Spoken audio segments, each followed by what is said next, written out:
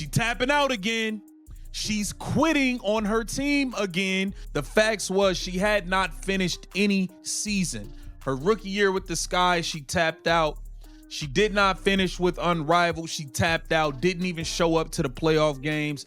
Angel Reese is delusional if she doesn't think that her teammates, don't see what's going on and probably despise her. Because we heard, man, earlier this season, Angel Reese's career is imploding, and it's happening in real time. While the Chicago Sky freefall to the bottom of the league, their franchise player has gone missing, hiding behind the most suspicious back injury in sports history.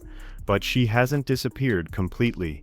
On Instagram, she's thriving, posting glamorous photo shoots and promoting her sneaker deals, looking perfectly healthy.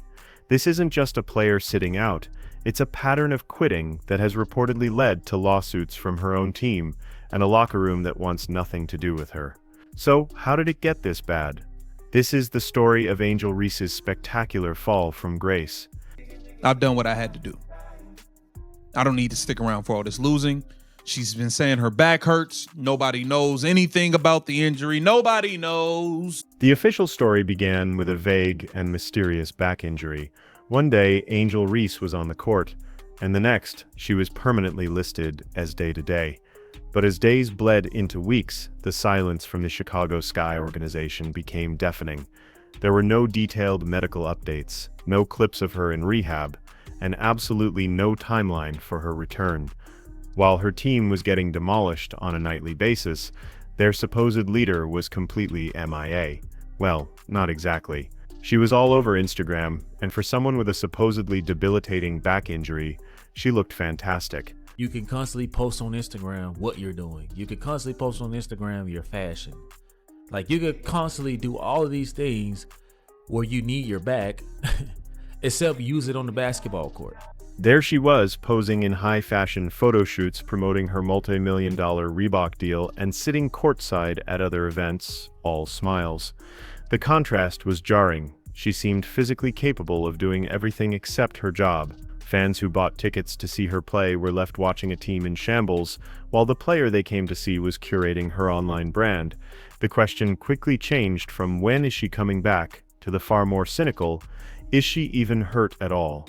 And then this season, post All-Star break, it seemed like that is all she cared about. She realized this team stinks. Tyler Marsh is a bum. Jeff P's a bum. They all stink. I'm not taking that away from her. For anyone who has followed her career closely, this sudden vanishing act feels disturbingly familiar. This isn't an isolated incident. It's the latest chapter in a troubling pattern of checking out whenever the pressure gets too high. You can set your watch to it. Go back to her rookie year when she was locked in a heated race for Rookie of the Year against Caitlin Clark. For a while it was a legitimate contest, but as Clark's performance began to create distance and the award slipped from Reese's grasp, a convenient wrist injury suddenly flared up.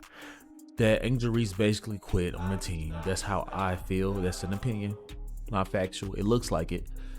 I think that they are probably not too pleased with her. Just like that, Reese couldn't finish the season. Then came the Unrivaled League, a new platform where she was positioned as a headline star, another chance to build her empire. But when her team made it to the championship, their star player was nowhere to be found. She didn't just sit out with an injury, she completely ghosted them, not even bothering to show up in street clothes to offer support. In a truly embarrassing twist, her team went on to win the whole thing without her, proving she was never essential to their success. No matter what, the Chicago Sky will not make it to the playoffs. So whether you show up now or later or earlier, you had to miss enough games so that the blame could not be on you. This pattern of absence becomes even more pathetic when placed next to the one person she was meant to challenge for the WNBA's throne, Caitlin Clark. The league poured millions into marketing the Reese versus Clark rivalry, framing it as the clash of titans that would define the next decade. But a rivalry requires two competitors, and Angel Reese has repeatedly refused to hold up her end of the bargain. While Clark was playing through very real visible injuries, limping on the court, getting treatment on the sidelines, but always being there for her team, Reese was a ghost. Especially when Angel Reese is missing these blown layups that literally are costing them games, making all these terrible plays refusing to pass the ball because she's so bent on keeping up with Caitlin Clark. She's putting the rebounds, she's grabbing the ball and putting it back up. She flat out refused to travel with the Sky for their biggest nationally televised games against Clark's Indiana Fever.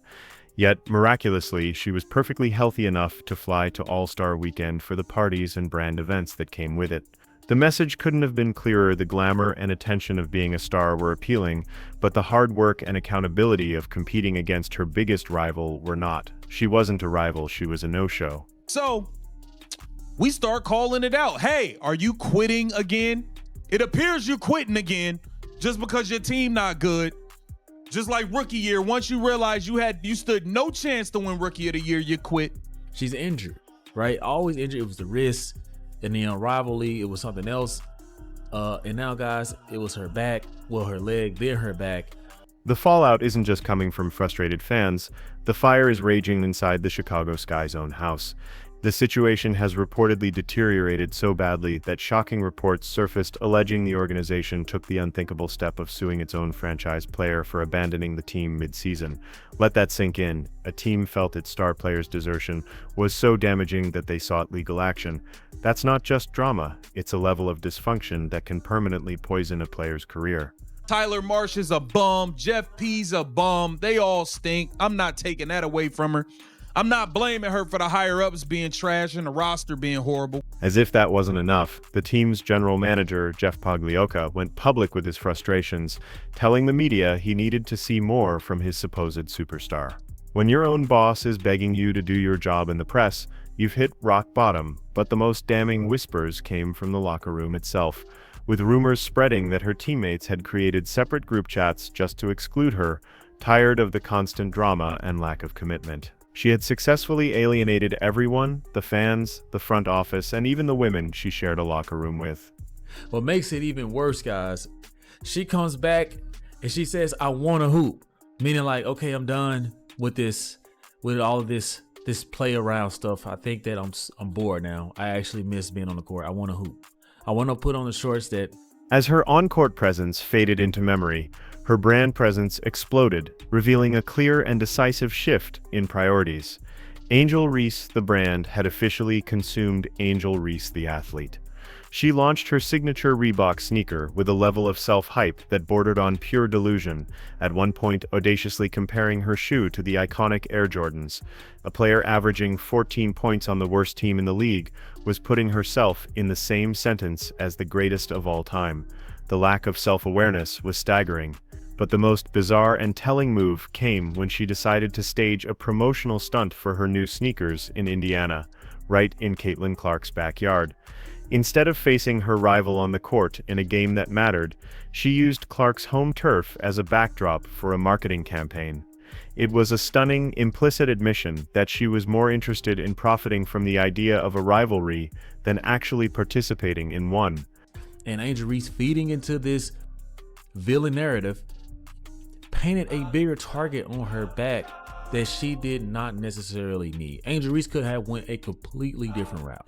If you strip away all the rumors, the drama, and the Instagram posts, you are left with cold, hard numbers, and they tell the most damning story of all. The Chicago Sky crashed and burned to a pathetic 8-24 record, a performance so abysmal they were eliminated from playoff contention before the summer was even over. When Reese was on the floor, the team was consistently blown out by an average of 18 points. But when she sat out, something remarkable happened. The team actually looked better. The offense flowed, the ball moved from player to player, instead of getting stuck in forced, inefficient post-ups. But this is what Angel Reese wanted. She wanted to be the villain. They don't just watch the WNBA because of one player, that one player being the Caucasian chick, Caitlin Clark. They watch it because of me too. They were faster, more cohesive, and played with more energy. The brutal truth was exposed. Her presence was addition by subtraction. And then there's the head-to-head record against Caitlin Clark, which stands at a humiliating 7-1 in favor of the Fever. It was never a rivalry. It was a recurring beatdown. Perhaps the final nail in the coffin was the one number the league couldn't ignore: TV ratings. The viewership for Sky versus Fever matchups, the supposed marquee event, was the lowest it had ever been. The fans had made their decision. They would tune in for a true competitor, not a part-time player wrapped in drama. After the game, she said it was ugly, very ugly for me, but I tried to push through as much as I could for my teammates because I know they need me out there. Okay, it's not clear what the disconnect is between Reese and the organization, but her comments revealed that the recovery process did not go smooth. For a while, Angel Reese's entire public persona was built around being the villain. She relished the role, claiming that the hate only fueled her. After her championship win in college, she famously declared that she didn't fit the narrative and was happy to be the bad guy. But here's the thing about being a sports villain: you still have to show up and compete. Villains are intimidating because they are a threat on the court. Reese, however, seemed to want the villain persona without the villain's performance. The strategy backfired spectacularly. Instead of being the menacing heel who backed up her trash talk with dominant play, she became the heel who called in sick for the main event. By ducking the big games and vanishing when her team needed her, she wasn't seen as a villain anymore. She was seen as a coward.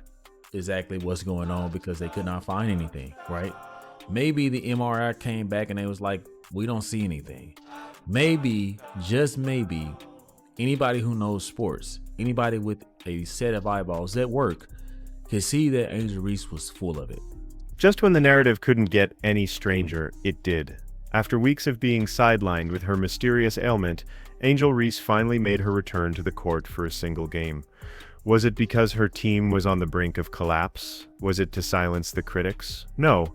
The timing was almost comical in its absurdity. She suited up on the one night her grandmother was in the stands. She played, got her family photo op, and then promptly returned to her disappearing act. The message this sent was impossible to ignore. Her return wasn't driven by a sense of duty to her team or a desire to win. It felt entirely performative, a brief appearance staged for a personal moment before she vanished once again. It was yet another example of her priorities being completely detached from the responsibilities of a professional athlete.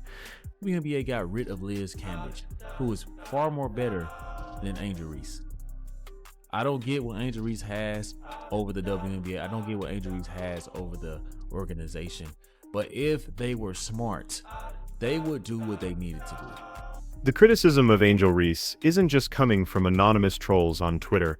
It's coming from the very legends who built the league she plays. In a brutal but honest assessment, WNBA Hall of Famer Lisa Leslie was asked to rank the league's rising stars. She placed Caitlin Clark firmly in the A tier of talent, and Angel Reese. She was relegated to the C tier. This wasn't a hot take from a sports analyst. It was a devastating verdict from one of the greatest players of all time. Leslie's ranking confirmed what many fans were already seeing beneath all the hype, the brand deals, and the carefully crafted image. The on-court substance simply wasn't there. It was a reality check that cut through all the noise and suggested that Reese's status as an elite player was more perception than reality. Angel Reese, in my opinion, has been given a lot of time and opportunities to show the world that she can indeed play basketball.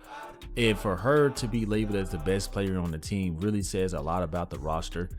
Ultimately, the story of Angel Reese's downfall is best understood by contrasting her with the very player she was supposed to rival. While Reese was cultivating an image, Caitlin Clark was building a legacy. When Clark gets hurt, she's on the bench, coaching her teammates and being a leader. When Reese gets hurt, she's at a fashion show. After games, Clark stays for hours, signing autographs for every fan she can. Reese, on the other hand, has been criticized for being aloof and unapproachable. Clark embraces the media, answers tough questions, and holds herself accountable. Reese hides behind vague statements and a PR team. It's a masterclass in the difference between a professional and a personality. Clark understands that her job is to grow the game and lead her team, while Reese appears to believe her only job is to grow her brand. She wanted to be the villain. They don't just watch the WNBA because of one player, that one player being the Caucasian chick, Caitlin Clark. They watch it because of Me Too. Me Too, right? It says here that after the game, she said it was ugly. From the celebrated Bayou Barbie to the ridiculed Vanishing Barbie, Angel Reese's fall from grace has been as spectacular as it has been swift. She was handed the keys to a franchise, but chose to drive it straight into a ditch, leaving a trail of broken trust and shattered expectations in her wake. She's been called out by her own GM, reportedly sued by her own team, and isolated by her own teammates. The fierce, competitive persona she carefully crafted has been completely dismantled, replaced by the image of an influencer who values online clout over on-court legacy. The question that remains is no longer about when she will return, but whether she even wants to. Has Angel Reese already made her choice, trading a Hall of Fame career for a fleeting moment of fame?